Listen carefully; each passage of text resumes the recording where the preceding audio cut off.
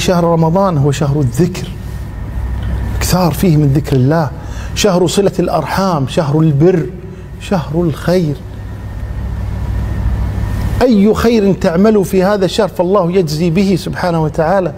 الحسنة بعشر أمثالها إلا الصوم فإنه لي وأنا أجزي به. أكثر من 10، أكثر من 700 يضاعف الله تبارك وتعالى الأجور في هذا الشهر.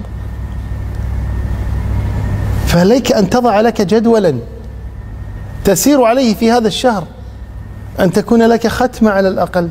محروم من يمضي عليه شهر وما ختم القرآن مرة، محروم.